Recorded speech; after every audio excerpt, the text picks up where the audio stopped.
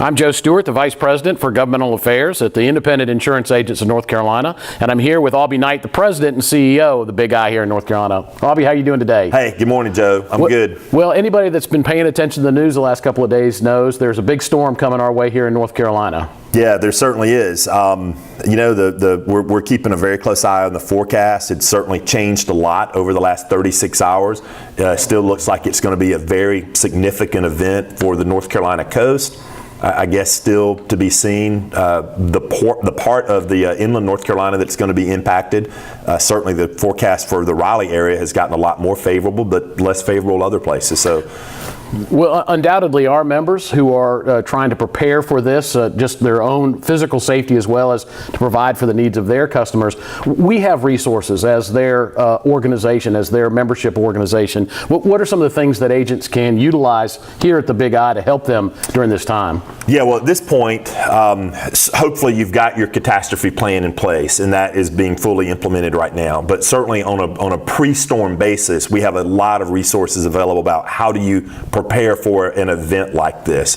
So on our website at IIANC.com, our Disaster Resource Center is where this information is normally housed. We've also developed a new URL where you can access this information at www.iinc/Florence. Pre-storm, Joe, we have a lot of resources available that will help agents get prepared. How do you put in a disaster plan, and how are you prepared to deal with keeping your customer service after, in advance of an event like this? Now that we're in the throes of things, we're really looking at how can we help our members come through this event. So there are a number of things I wanted to talk to as related to that. Are there logistical needs that we can help agents with? Well, it's always interesting. We're certainly prepared to help where we can, and we have done that with delivering of ice and office supplies and water and toilet paper and underwear, and we've done all those types of things in the past, as recently as with Hurricane Matthew a couple of years ago. Certainly, we're here as a resource, and if you have physical needs like that, we certainly encourage our members to let us know.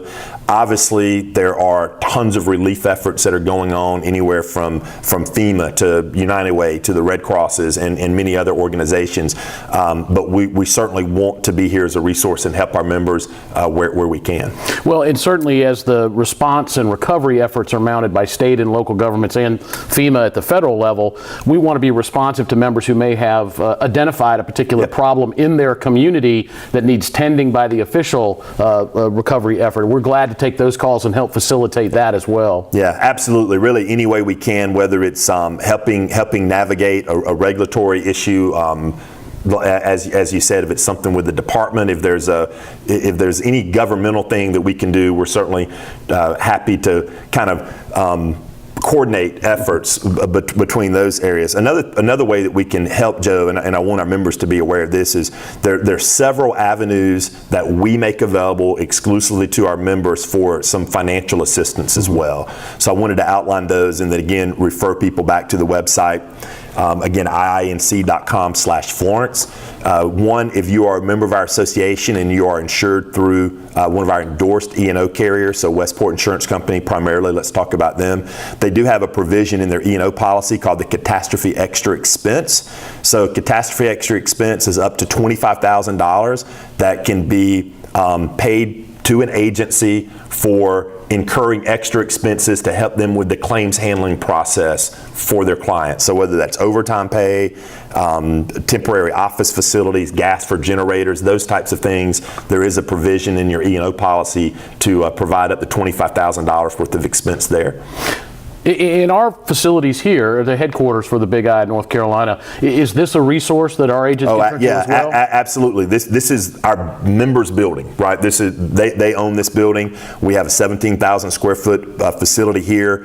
It is 100% backed up by a natural gas generator, and we expect to be here and open, and we expect this building to be fully functioning. So if you need a place to come and make phone calls and hopefully access the internet, our building is available to our members on a space available basis.